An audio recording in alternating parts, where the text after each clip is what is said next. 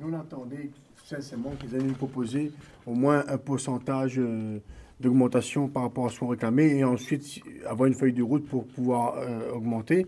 Et on voit que ce soir, on leur a demandé à plusieurs reprises qu'est-ce qu'ils sont capables de nous proposer. Ben rien.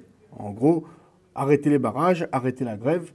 Ensuite, on verra qu'est-ce qu'on peut faire d'ici mercredi ou jeudi. Sauf que ça ne se passe pas comme ça. Quand on est en grève, quand on est en guerre, on est en guerre. Quand on est en grève, on est en grève. Et chacun assumera ses responsabilités en temps voulu. Mais la grève se poursuit? Absolument. La grève se poursuit. Absolument, absolument. Pareil.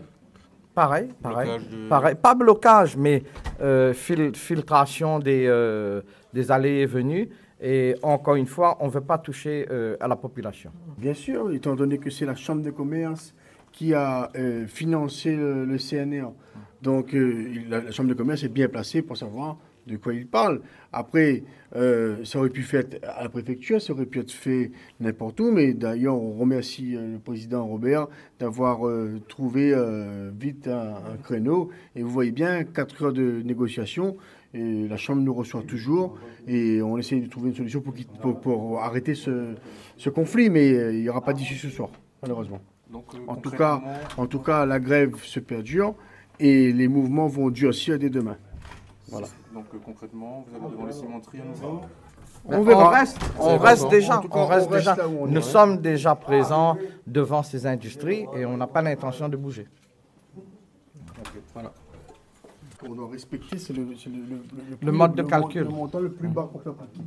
On a un pourcentage pour réactualiser la charte. Réactualiser les prix. Il suffit juste d'appliquer ce que dit la charte. On n'invente rien. Voilà. C'est-à-dire le comité national routier là? Oui. Exactement. Ouais. Donc on a eu un comité national routier financé par la Chambre de commerce qui a fait une étude avec tous les transporteurs de l'île de la Réunion. 2 ans et demi de réunions, de négociations, etc.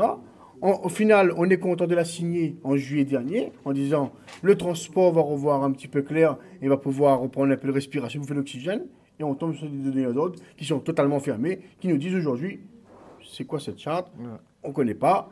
Le CNR, comment avez-vous calculé? C'est maintenant qu'ils nous demandent comment on a calculé. Mais pourquoi vous avez signé alors? Il ne fallait pas signer, si vous n'avez pas compris quelque chose. Finalement, ils ne reconnaissent pas la charte. Quoi. En gros, c'est ça. Voilà. Voilà. Et c'est dommage, quoi. Et c'est dommage parce que, vu l'économie de la Réunion qui a déjà un genou par terre, comme disait notre président Pierrick Robert, et aujourd'hui, nous sommes obligés de continuer sur ce terrain-là. C'est lamentable de la part des donneurs d'ordre. Lamentable. Merci, monsieur. Merci beaucoup. Merci.